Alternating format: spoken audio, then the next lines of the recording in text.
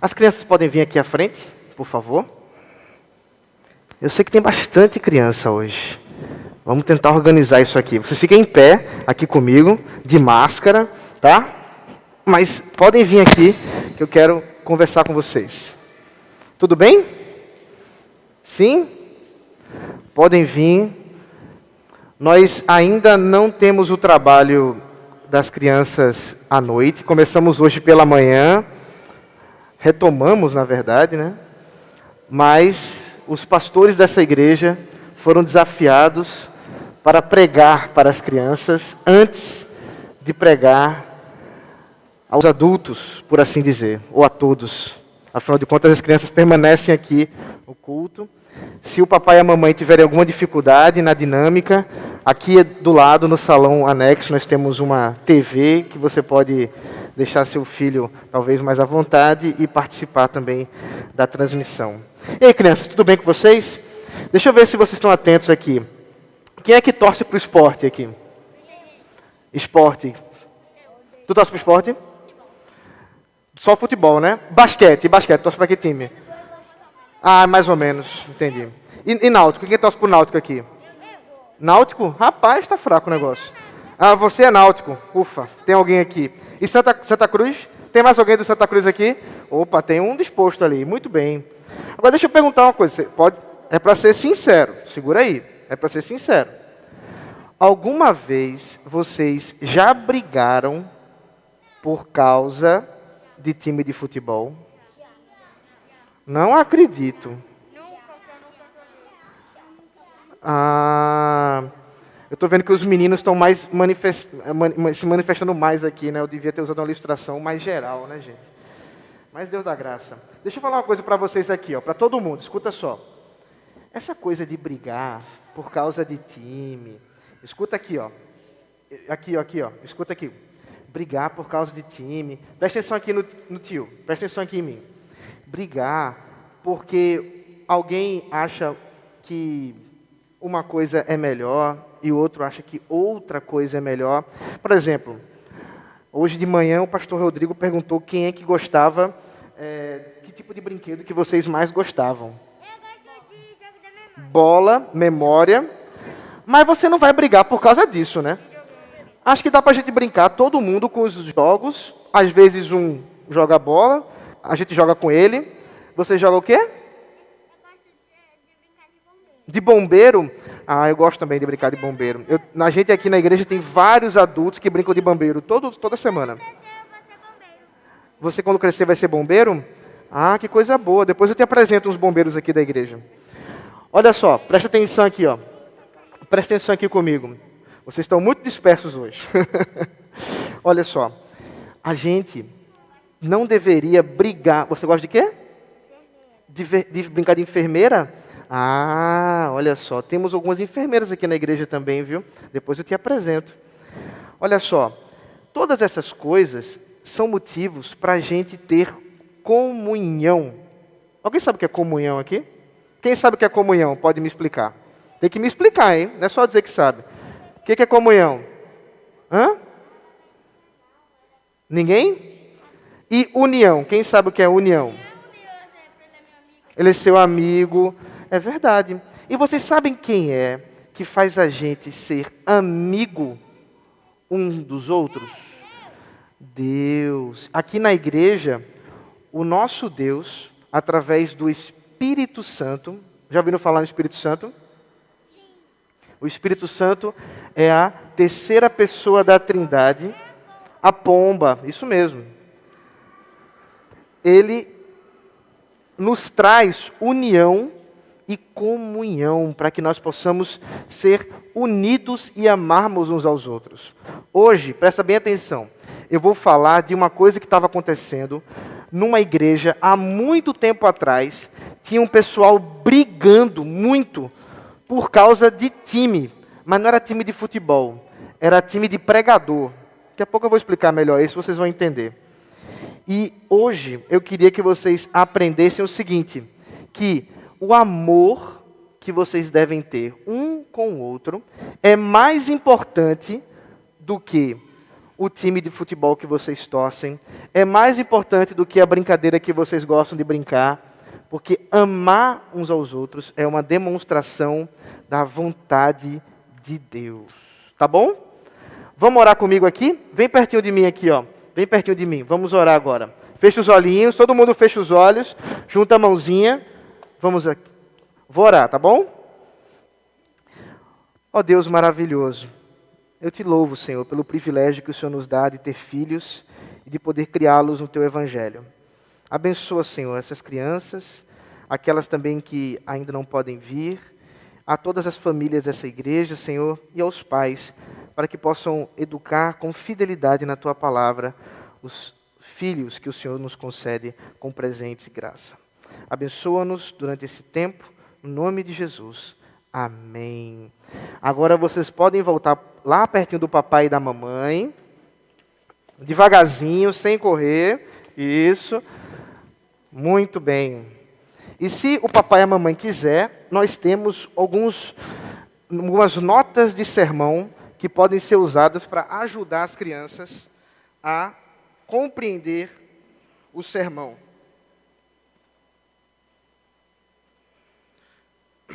Graça e paz, meus irmãos. Boa noite. Abra comigo, por favor, a carta do apóstolo Paulo, a primeira carta do apóstolo Paulo à igreja em Corinto mesmo. Primeira carta de Paulo aos Coríntios, agora sim, capítulo 1. E os irmãos sabem, nós estamos expondo o livro.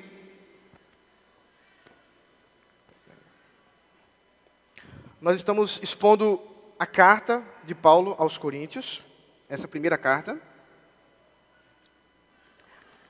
E temos o desafio, portanto, de visitar vários temas. E essa noite nós vamos ver mais um desses temas desafiadores.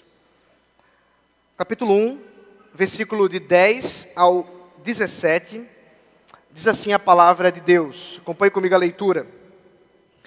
Irmãos, pelo nome de nosso Senhor Jesus Cristo, peço-lhes que todos estejam de acordo naquilo que falam, e não haja divisões entre vocês. Pelo contrário, que vocês sejam unidos no mesmo modo de pensar e no mesmo propósito.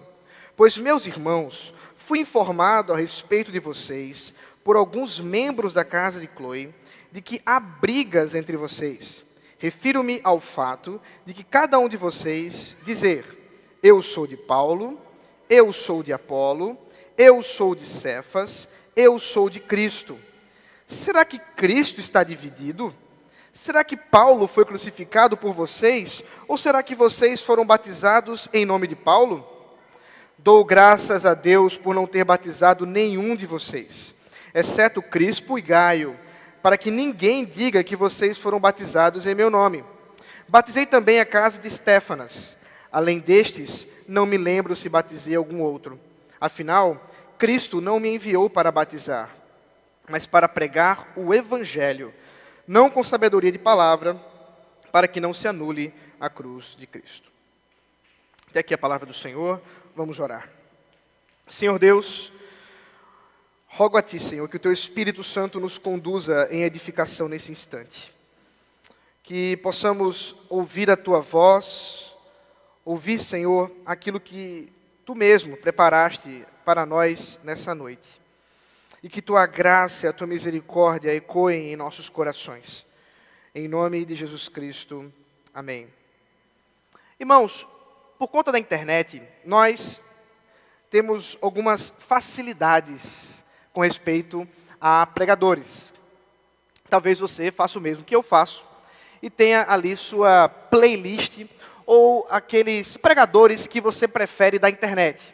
Aqueles famosos que geralmente seus canais do YouTube são bem seguidos. E você talvez seja um desses, como eu também, que tem essa cartela de pregadores que gostam e que vocês preferem. Isso, muitas vezes, é positivo, mas nem sempre. Porque pode acontecer que você comece a julgar simplesmente a pregação, especialmente aqui dos pastores dessa igreja local, a partir daqueles que você visita virtualmente. Isso tem acontecido. E ainda para piorar a situação, se você casou com a filha de um desses famosos, pode ser que as pessoas esperem que você tenha a mesma capacidade de pregação que ele. E a frustração, sem dúvida, deve ser muito grande. Mas como se não bastasse esse problema específico, aqui em nossa igreja local, nós temos atualmente pelo menos 3 pregadores oficiais. Eu, pastor Daniel, pastor Rodrigo, e talvez você diga assim, eu gosto quando o Rodrigo prega. Eu gosto mais quando o Daniel. Eu gosto do pastor Ronaldo. Enfim, são gostos que podem reproduzir certo critério que você utiliza, mas que pode ser, e é o que estava acontecendo nessa igreja, um problema ainda maior. Quando você começa a se negar a ouvir a mensagem de algum pregador, de algum pastor, simplesmente porque não é aquele que você gosta. E para aumentar o problema, sendo bem direto ao ponto, nós também passamos, o ano passado, por uma transição pastoral. E muitos estavam acostumados, pelos últimos 25 anos, com os sermões do pastor Sérgio Lira. E agora vem esse menino aí, sabe-se lá de onde, para pregar aqui de maneira diferente, seja por uma coisa ou por outra. E talvez muitos de vocês estejam passando por uma situação como essa, que a igreja de Corinto está vivenciando. O apóstolo Paulo está mudando agora o tom da sua carta. Se você acompanhou os nossos 2 últimos sermões, você viu que ele começa com uma apresentação, uma palavra de amor, de graças para com aquela igreja. Mas agora a coisa começa a engrossar um pouco mais, e ele começa finalmente a tratar do assunto que tem levado ele a escrever essa carta. O ponto é que essa igreja estava com uma divisão por vários motivos, ou por várias divisões por muitos motivos. Um desses motivos é esse que ele acaba de nos dizer. Aqui é que a igreja estava dividida entre partidos defensores de líderes da igreja. Havia aqueles que se identificavam com Paulo, aqueles que se identificavam com Apolo, aqueles que se identificavam com Pedro, e que daqui a pouco veremos, é curioso, afinal de contas, nós nem temos o registro de que Pedro realmente tenha ido a essa igreja. E pior, aqueles que aparentemente não se identificavam com nenhum e diziam que só Jesus é meu pastor. O ponto é que nós observamos que essa igreja estava passando por uma situação, por um problema de profunda divisão. E a solução que o apóstolo Paulo desenvolve, especialmente a partir do versículo 18, que será exposto na semana que vem pelo reverendo Rodrigo, é que a palavra da cruz deve dirigir todo o crente. A palavra, a mensagem, o evangelho da cruz de Cristo deve ser o norte que verdadeiramente nos dê condições de criticar uma liderança e até mesmo uma pregação. Mas capacidades retóricas, sotaques, jeitos gesticulados, tom de voz, tudo isso, de uma certa forma, é supérfluo diante da mensagem da cruz.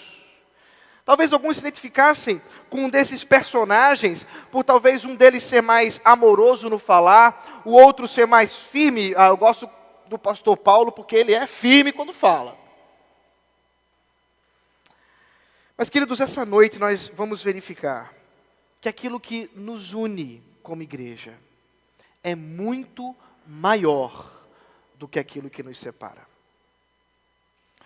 O apóstolo Paulo, portanto, exorta, e ele começa exatamente usando essa palavra, uma exortação à unidade, no versículo 10, um pedido, é como é traduzido na nossa tradução, em nome de Jesus Cristo a esses irmãos?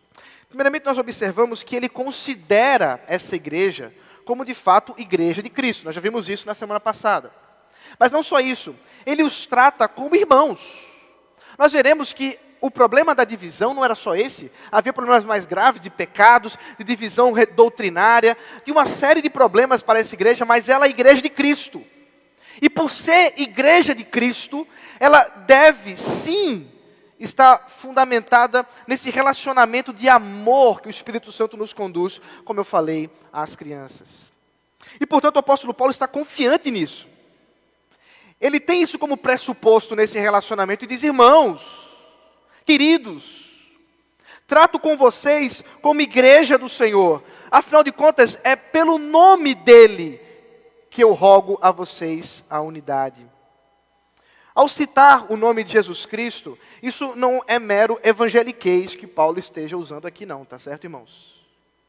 Ele está certo de que se não for em nome de Jesus, não será por outro nome que esses irmãos poderão vir à união novamente.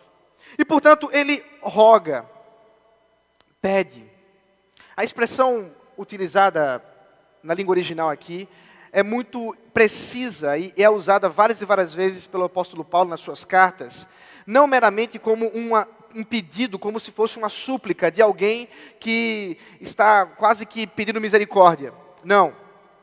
A expressão aqui dá a ideia de que Paulo, pela sua autoridade apostólica, essa que ele já mencionou no versículo 1, você pode verificar, está rogando, ordenando, demandando que essa igreja estabeleça uma comunhão perdida.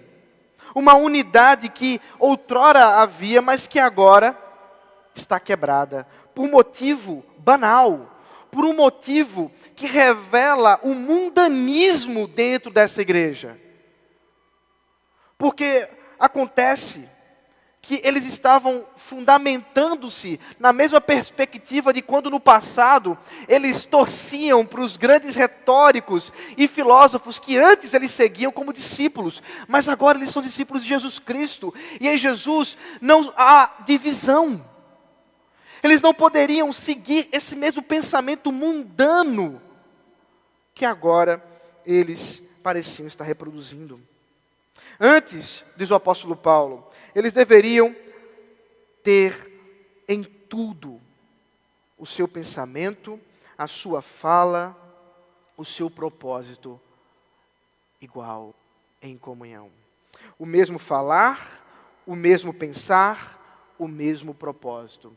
3 expressões para nos dar aqui a ideia de alguma coisa muito própria da vida cristã. Você tem uma vida muito diferente do irmão que está do seu lado. Talvez você tenha nascido em uma outra cidade. Talvez você goste de estilos musicais diferentes.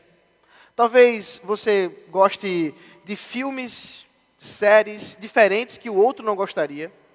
Talvez a idade a qual você tem seja muito diferente daquela pessoa que está ao seu lado. Absolutamente nada disso poderá nos unir. Porque isso aqui não é um clube. Isso aqui não é uma agremiação a qual você preenche uma ficha de inscrição e você pertence a ela, afinal, para que tenha algum tipo de benefício. Não. O que nos une aqui, e é o que está pressuposto no que Paulo está dizendo, é o Evangelho. É a mensagem da cruz, a qual ele vai dissertar com mais precisão, como eu já disse, a partir do versículo 18. Mas aqui ele já sabe do que está falando. Ele diz, vocês precisam ter o mesmo falar, o mesmo pensar e o mesmo propósito. Mas Paulo, peraí. Nós somos diferentes. É claro que o apóstolo Paulo não está esperando, e nem mesmo Deus, inspirando o apóstolo Paulo, que nós vivenciemos uma unidade, uma igualdade que nos torne como pares de vasos, todos iguais, em que não há distinção entre nós. Pelo contrário, queridos. E se você pudesse ver daqui, como eu posso ver vocês sentados, você veria uma multidão de pessoas com cores e roupas distintas, com expressões faciais distintas, com máscaras distintas. A união que Paulo diz aqui, roga aqui, ordena aqui pelo Espírito Santo, não é, queridos, uma união superficial, para que você e eu estejamos andando e vivendo como se tivéssemos que comer as mesmas coisas, ir aos mesmos lugares. Não. É que na multiforme distinção da igreja, há algo que nos une. Há algo que nos coloca e nos conecta uns com os outros. E que está acima dos meus gostos pessoais. Que algo é esse? Que algo é esse que pode fazer com que pessoas de faixas etárias distintas, com pessoas de gostos tão distintos, possam estar unidos com um só pensamento, com um só falar, com um só propósito?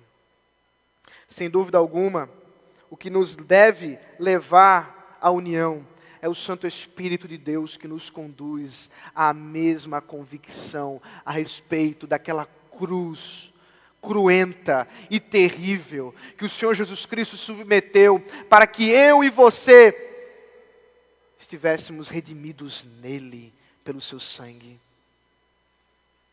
Não foi reverendo Daniel, não foi eu ou mesmo reverendo Rodrigo que derramamos o sangue por vocês. Nem poderíamos fazer. Poderíamos gastar todo o tempo aqui, todo o nosso sangue aqui, e isso não serviria de nada.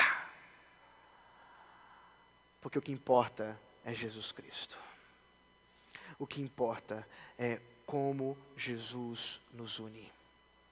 Esse argumento vai ficar mais forte a partir do versículo 11. Pois, meus irmãos, fui informado a respeito de vocês, por alguns membros da casa de Cloe, de que há brigas entre vocês. Essa igreja estava vivenciando realmente situações constrangedoras. Pessoas estavam brigando. Há uma rixa na igreja por conta de partidos.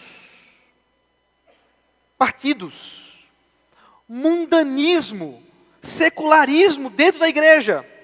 Como mencionei, a cidade de Corinto, como todas as outras cidades que vivenciavam esse espírito grego, helênico do período, estava acostumada a cultuar personalidades, a cultuar pessoas pelas suas capacidades retóricas, pessoas pela sua capacidade argumentativa, de levar multidões ao delírio. Os shows daquela época não eram shows de bandas de rock. Os shows daquela época eram homens que, treinados em uma série de dispositivos argumentativos e retóricos, teriam a capacidade de convencer uma mesma pessoa sobre dois assuntos diferentes e contraditórios, sem que ela nem mesmo percebesse isso. Inclusive, isso era uma coisa que era louvável dentre os retóricos. Você conseguir, com argumentos, convencer alguém de uma coisa, e depois que ela estivesse convencida, você convencer exatamente o oposto por argumentos distintos. Ora, o que importa não é a verdade. O que importa é a sua capacidade retórica. E essa igreja estava representando, estava repetindo, reproduzindo exatamente o mesmo problema. Vivenciando uma divisão por conta de capacidade de pregação, por capacidade retórica. Claro, Paulo não nos diz exatamente o tipo de ênfase que cada um seguia dentre esses irmãos aqui. Ele não está preocupado com isso, porque isso seria uma perda de tempo para com ele. Paulo, nós sabemos, é o autor da carta, plantou a igreja. Essa igreja conhece ele desde o começo. Ele foi o missionário designado por Deus para levar o evangelho. Se você esteve conosco no ano passado, sabe disso. Apolo, da mesma sorte, foi levado. inclusive por Paulo, para que se tornasse pastor dessa igreja. E pastoreou ela. Cefas, como eu já mencionei, que refere-se a Pedro, ele que cedo se tornou distinto dentre os outros apóstolos, especialmente você vai observar isso na primeira metade do livro de Atos, quando Pedro realmente toma a dianteira na liderança do colégio apostólico. Talvez, como nós não sabemos se ele esteve na própria cidade, se ele esteve na igreja, talvez eles conhecessem simplesmente por YouTube, Pedro. Acessavam lá a Igreja de Jerusalém, youtube.com/Igreja de Jerusalém. E por isso, eles ouviam os sermões de Pedro. E alguns se maravilhavam e diziam, poxa, por que Paulo não prega assim, hein? Nós não sabemos. O que sabemos é que tudo isso levava a não apenas uma idolatria tola, de um culto à personalidade, mas uma insubmissão para com a liderança daquela igreja. Porque o último que se diz, eu sou de Cristo, parece nos apontar para um problema mais grave dentro daquela igreja. Uma insubordinação absoluta com respeito a qualquer pastor. Uma insubordinação que levava muitos a dizer, olha, eu não sigo homens, meu pastor é Jesus. E por causa disso, muitos estavam vivendo em pecado, em divisão, trazendo grande problema para aquela igreja. Esses irmãos, portanto, dessa igreja, vivenciando esse pecado da idolatria pastoral, da insubmissão pastoral, porque enquanto uns idolatravam alguém, o outro se tornava insubmisso àquele, traziam grande problema e divisão para aquela igreja. E qual a argumentação de Paulo contra isso? A partir do versículo 13, vamos ver exatamente essa questão. Será que Cristo está dividido? Ele pergunta. Será que Paulo foi crucificado por vocês? Ou será que vocês foram batizados em nome de Paulo? As perguntas retóricas que ele faz aqui têm, dentro da sua estrutura, a expectativa de uma resposta negativa. É óbvio. Não. Cristo não pode ser dividido. Cristo é um só. Não existe o meu Cristo e o seu Cristo. Ele não conhecia da pós-modernidade. Vivemos hoje em tempos em que alguns dizem isso. Alguns dizem, não, o meu Cristo é um Cristo gay. É o meu. O seu pode não ser, mas o meu é gay. Outros dizem, não, o meu Cristo é um Cristo negro. Outros dizem, bom, o meu Cristo é um Cristo que é humano. Outros dizem, não, o meu Cristo é o Cristo divino. E vão dividindo a Jesus Cristo, como se isso fosse possível. Mas não pode. Paulo está nos exortando aqui, como exortou aquela igreja, a lembrarmos que Cristo não está dividido, nem pode estar dividido, e todos aqueles que se propõem a dividir a igreja de Cristo, estão em pecado por tentar dividir aquilo que não pode ser dividido. E ainda, por uma coisa tão banal quanto esperar que um homem tenha mais importância, seja mais relevante que o próprio Senhor Jesus Cristo. Não, Paulo não morreu por eles. Paulo nem mesmo batizou a maioria deles, ainda que tenha plantado aquela igreja. Por isso, diz Paulo, não faz sentido o que vocês estão dizendo. E é muito curioso pensar por que Paulo usou essa ideia, esse argumento. Acaso eu batizei vocês? E vocês que são batizados, vocês que são membros dessa igreja ou de qualquer outra igreja tendo sido batizados, sabem o carinho que você leva no seu coração por aquele pastor que batizou a gente, não é mesmo? Agora há pouco estava conversando com um irmão aqui da igreja que estava contando a respeito de um pastor que batizou ele, que ordenou ele ao oficialato e ainda fez o casamento dele. Pronto. Está guardado no coração. Pode fazer o que for, está guardado. Não tem jeito não. Isso é verdade. Nós somos seres afetivos e guardamos no nosso coração esse tipo de experiência afetiva com aqueles que têm importância na nossa história, especialmente uma importância na nossa história eclesiástica, na nossa história dentro da igreja, dentro da comunidade. Isso guarda o nosso coração. Mas ao mesmo tempo Paulo diz, esse não deveria ser o ponto. Tome cuidado com esse caminho, com essa idolatria. Porque eu mesmo, diz Paulo, não batizei muitos de vocês. Eu mesmo não fui conduzido pelo Senhor para fazer isso. Por quê? Diz ele. Porque afinal de contas, eu fui chamado para pregar o Evangelho. E esse é o fundamento que une a igreja do Senhor Jesus Cristo. Veja comigo o versículo 17. É a conclusão do argumento dele. Afinal, Cristo não me enviou para batizar, mas para pregar o Evangelho. Não com sabedoria de palavra, para que não se anule a cruz de Cristo. Ah, queridos irmãos, de nada adianta uma capacidade retórica, de nada adianta uma capacidade comunicativa, ainda que todos nós pastores precisamos buscar essa capacidade. Mas ela não adianta se a cruz de Cristo não é o centro, o cerne da mensagem que estamos anunciando.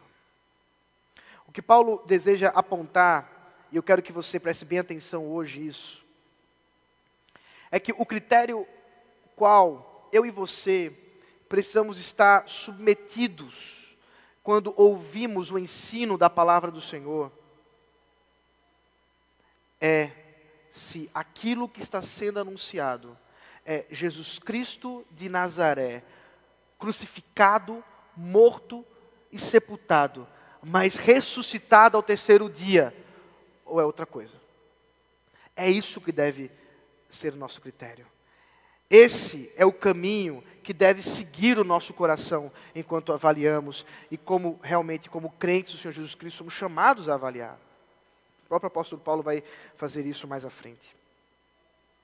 Não com a sabedoria deste mundo.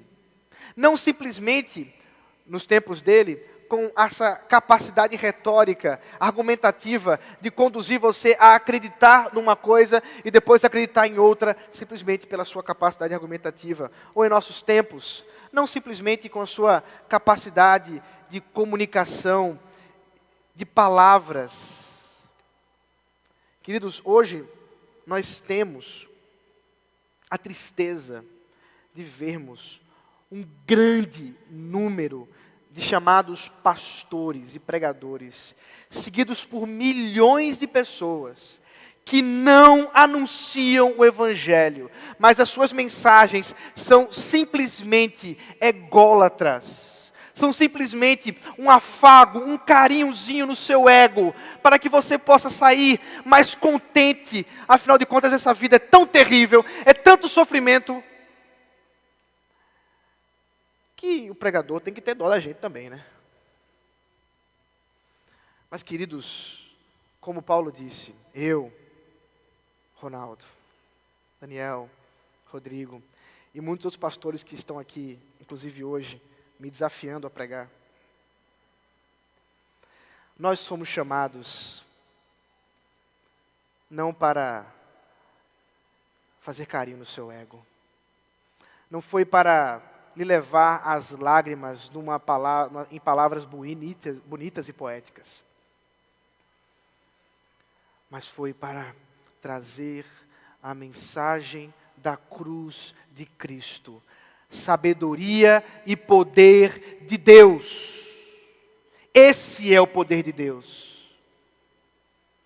E toda a técnica e toda a capacidade comunicativa, argumentativa, que anule, que ofusque a mensagem do Evangelho, deve ser abandonada. Todo exercício pirotécnico que possa ser feito, como se estivéssemos em um show, deveria ser abandonado para a simplicidade da mensagem da cruz de Cristo. Queridos irmãos, nessa noite, o Espírito Santo nos desafia. O Espírito Santo nos desafia a verificarmos o nosso próprio coração. Muitos outros temas serão trazidos por conta dos problemas dessa igreja. Mas isso é tão real, não é mesmo? Mas isso é tão atual, apesar dos seus quase 2000 anos de escrita. Ainda vivenciamos lutas, facções e divisões por causa de preferências consumistas nossas. Nessa noite nós somos levados a verificar o que realmente importa do ensino da palavra do Senhor. Meu irmão e minha irmã, isso não é uma espécie de justificação ou justificativa para os meus defeitos como pregador. Não é. E nem dos meus irmãos pastores dessa igreja também. Não. Mas é um desafio para você a olhar mais para Cristo, a olhar mais para a cruz de Cristo, enquanto você ouve e recebe o ensino nessa igreja. Mas também tem uma segunda coisa. É porque há uma implicação direta aqui com relação àquilo que a igreja vivenciava enquanto absorvia o mundanismo ao seu redor. É que nós hoje ainda somos tentados a priorizar muitas vezes uma visão mundana da nossa vida e da vida da igreja. Ainda hoje, nós somos levados por influência desse mundo a vivermos com critérios mundanos para aquilo que fazemos ou pensamos, que vão além de simplesmente ouvir sermões, que estão conectados a, por exemplo, como você vivencia o seu serviço ministerial nessa igreja, que vão se relacionar com a forma como você lida com os seus irmãos dessa igreja. E talvez alguns de vocês, e eu tenho usado muito essa ilustração, afinal de contas isso tem sido bem popular. Talvez muitos de vocês tenham visto as brigas terríveis, ou pelo menos ouvido falar, como é o meu caso, porque eu não assisto esse tipo de coisa, do Big Brother. E talvez muitos de nós somos levados a usar critérios muito parecidos com aqueles que são vivenciados nas brigas, nas lutas ímpias, impiedosas, de coisas como aquele programa lá e muitos outros. Influenciados por novelas, influenciados por histórias das mais variadas, influenciados por tantas e tantas coisas. Afinal de contas, ao sair daqui, você será influenciado por tudo que está ao seu redor. E você terá que fazer uma opção. Você terá que fazer uma filtragem. E qual será o filtro que você vai usar? A palavra da cruz de Cristo. O Evangelho do Senhor Jesus Cristo é algo real na minha vida e na sua vida. E deve produzir, portanto, condições para eu e você vivermos esse mundo contra a cultura, mas para a glória de Deus. Irmãos, pelo nome do Senhor Jesus Cristo, peço-lhes que todos estejam de acordo naquilo que falam e que não haja divisões entre vocês. Em nome de Jesus Cristo. Amém. Vamos orar. Santo Deus maravilhoso, é a Tua palavra e somente a ela que podemos depositar a nossa fé, que podemos, ó Deus, confiar e ouvir, Senhor, com temor e tremor. E nessa noite, a minha oração é que ela frutifique aos corações e nos dê, ó Deus, condições de viver aquilo que foi aqui ensinado. Em nome de Jesus Cristo.